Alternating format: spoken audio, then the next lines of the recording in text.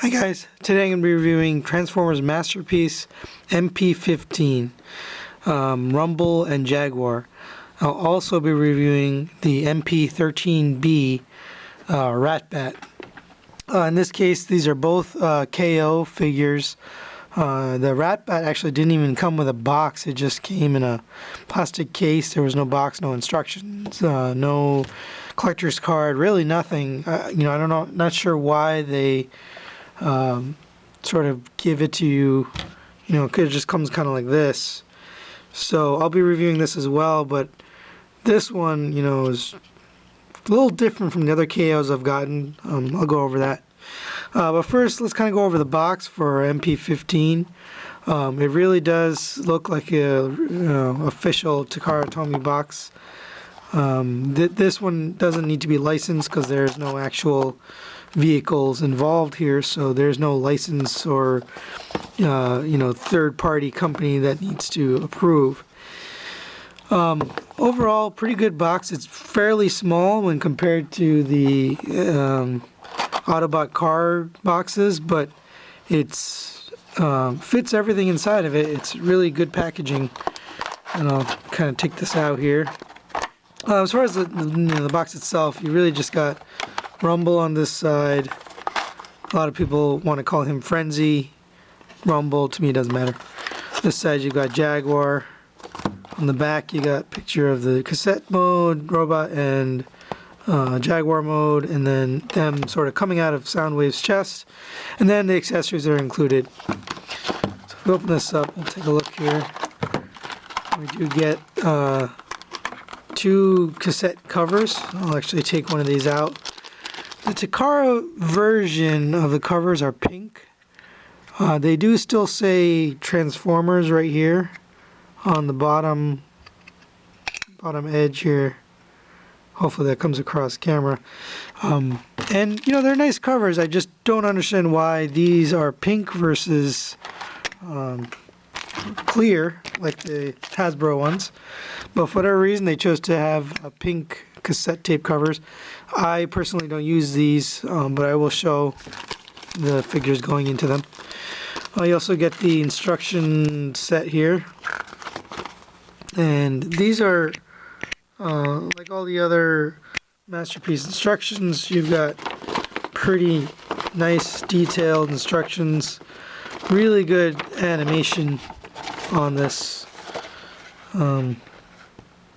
They just, compared to Hasbro, they really take their time with the instructions. The color images are really, this is a KO, so this is a photocopy, and it's a pretty good photocopy. It's not, I'm not sure why, what's the distinguishing factor between the KO and Takara, but this is really good quality for a KO copy.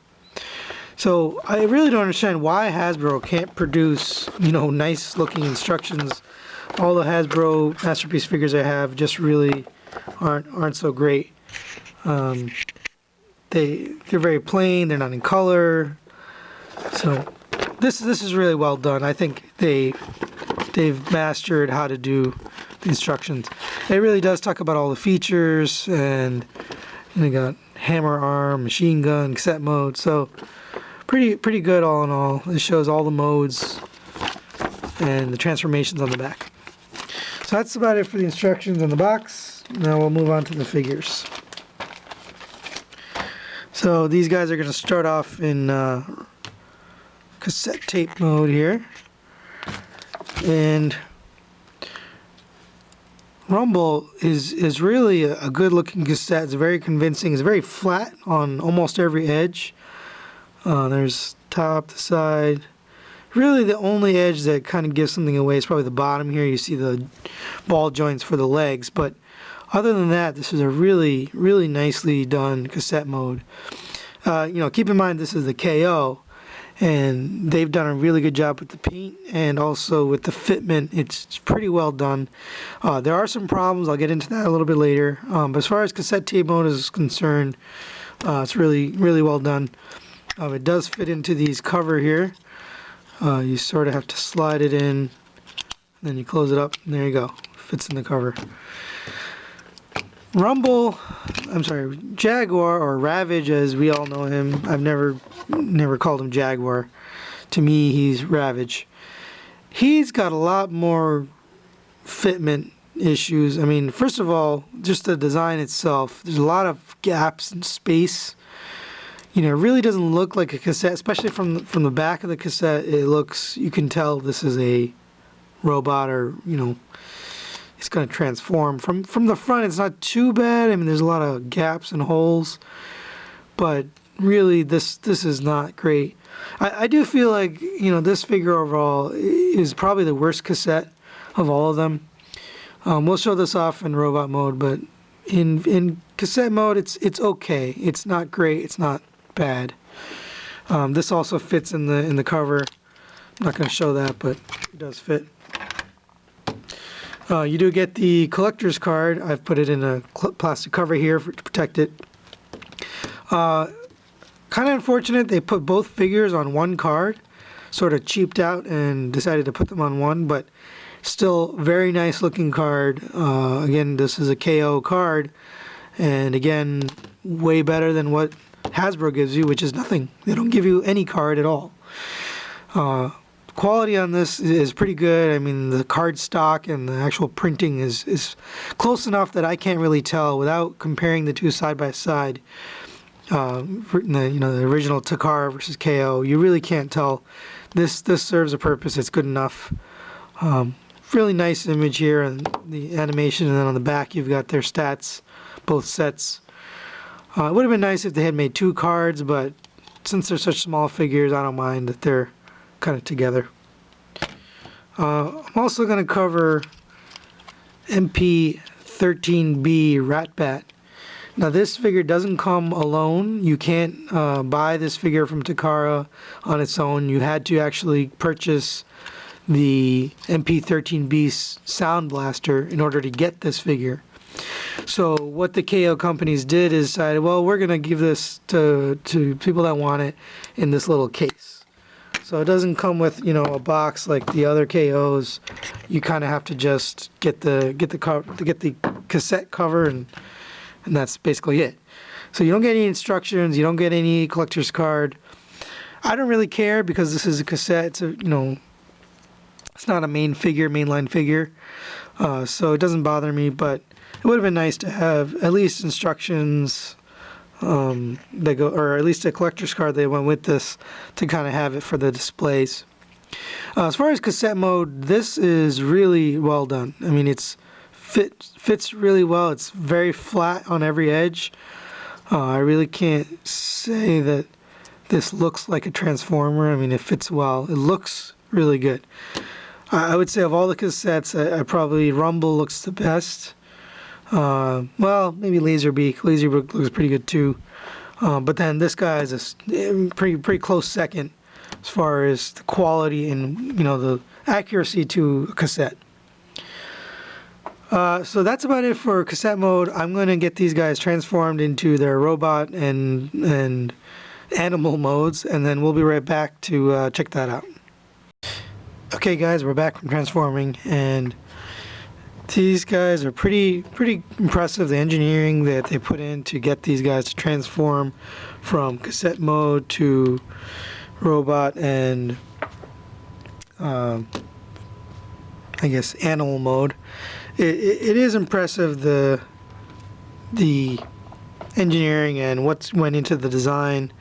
There are some issues with at least the KO figures. I don't know if those same issues exist with the Takara version. Rumble is probably one of the best looking. He really has a lot of posability. His head turns. He does have up and down movement here.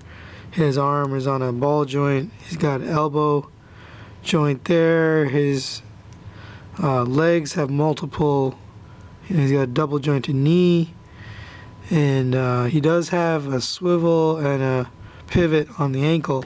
So you really can get him in a wide, you know, kind of crazy stance here. So I think they did a really good job with Rumble and his robot mode, especially. They spent some time designing that figure. Ravage or Jaguar, whatever you want to call him, he's not so great.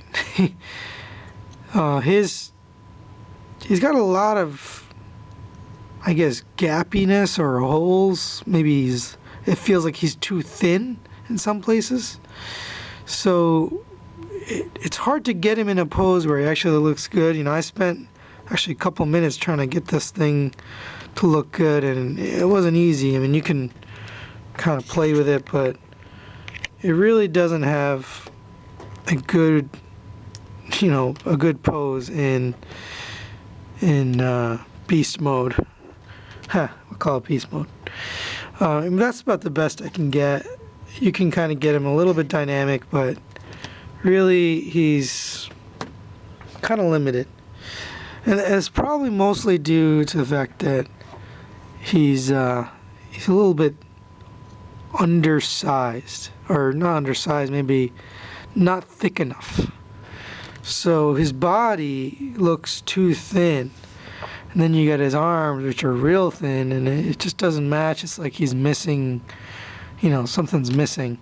And I realize this is transforming from a cassette tape, so, there's limited amount you can do, but not too bad for a built-in. Now, they did build these in, the rocket boosters. These used to actually be an add-on in the G1 figure. You had to kind of tack these on after the transformation. In the Masterpiece figure, they're actually part of the figure. And I think they could have done a little better job by having these be separate and having it transform without that, and then have you put these on as weapons. But they didn't do that. I think that might have helped with the design.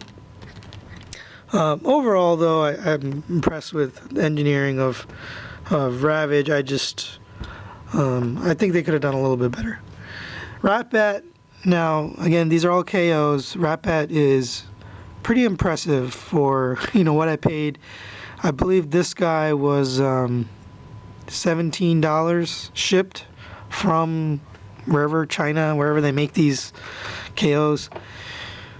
He really, for a knockoff, I mean, don't get me wrong, he's got some issues, he's not perfect, but for $17 being shipped from China and, not having to buy Sound Blaster to be able to get this figure, I can't recommend this enough to anybody who really wants Ratbat. You're essentially paying, $10, plus shipping, plus or minus, to get this guy. And I really think he looks good. What we'll do is bring in Soundwave here and kind of show these guys sort of attaching. Now he has little feet here. They have a groove, so you can attach them to Soundwave's. Here, we'll get his arm off here. You can attach him to Soundwave's shoulder, and he really sits quite nicely. It's pretty secure. No, I don't have the best pose here. I should probably go like that. But well done. I mean, very well done. He sits perfectly. He's actually more secure than Laserbeak. I don't know. Maybe because he's a KO, the tolerances are tighter, or I don't know, or not looser, or whatever. But he fits really well. It looks really good. I'm glad they made this figure. The only real flaw I can see, and looks like it's a common problem because I've seen other screenshots of this on the internet. This booster here doesn't fold all the way down, and it's hard to tell just by looking on the camera, but it's not quite straight. So it's a little bit crooked, but I mean, who really cares? It works, it looks good, it attaches, it serves the purpose of a Ratbat. So anybody looking to get Ratbat who doesn't want to get Masterpiece, Sound Blaster, or MP-13B, this is the way to go. It took a while to get here. It gets shipped from China on the cheapest possible shipping you can get. But once you get it, to be honest, this was well worth the price I paid. I think it's well done for a knockoff. So I would highly recommend this. They even give you the little cassette, and it does say Transformers here. This is an exact replica of the Hasbro covers, and none of these ever had any like trademarking or anything on them, so you can't even tell that this is a KO. And aside from having this slate flaw, which who knows if the Takara version has that, it's perfect. I mean, it doesn't have any real issues. The paint is really well done, so highly recommend this figure. As far as these two guys, Ravage, I'm not sure I really recommend him. I mean, he comes with Rumble. You know, they're a 2-pack here, so you kind of have to get him. So if you bought the Takara version, you paid $60 or more for this. At that price, I cannot recommend this guy. It would be roughly $30 for this. And to me, this is not worth $30. At the most, this is maybe $10. And you know, the KO figure, this KO box is about 25 bucks. So with shipping, 25 bucks, you're paying about $10 to $12 for this. That's worth it. I think this is worth about 12 bucks. So, you know, if you're looking at the KOs, definitely recommend picking this up. Worth the money. If you're looking at the Takara version, not worth the money at all, in my opinion, for Ravage. So let's move him out of the way. Now, on to Rumble. Rumble has some other features, so I'm going to cover them all individually. He does have these two weapons here. They fit well into the hands, but they do not fit well into the back, and I'll show the problem there. So you've got this flipping handle here. You do that when you want to mount it on the back. And you've got the little holes from the cassette. That's where these fit into. And you can see right away this one is pretty loose. I mean, it hangs on. Well, no, it doesn't. So it doesn't want to stay. It kind of flops around. And I believe that's a problem with the KOs. They didn't do a good job with the molding on these handles, so they don't fit well. Actually, that one's even worse. So here you go. This one just wants to fall right off. Oh, I don't know. They're all right. I mean, you can get the classic look, but what's disappointing is this thing kind of flops around. And when you're trying to pose him, you know, it's kind of annoying that this thing falls off. I mean, now that I'm doing it, it's not falling off, but it sort of flops around and falls off, and that's definitely a problem with the KO, you know, fitment issue. Now we'll move on to the pile drivers, or the hammer arm as they call it in the car instructions. It does come with this little carrying case. This has a couple functions actually. The one is you can, well, you got to take these guns off. You can sort of hang it on his back as a little booster pack or backpack, but it's so heavy that he just tends to fall down.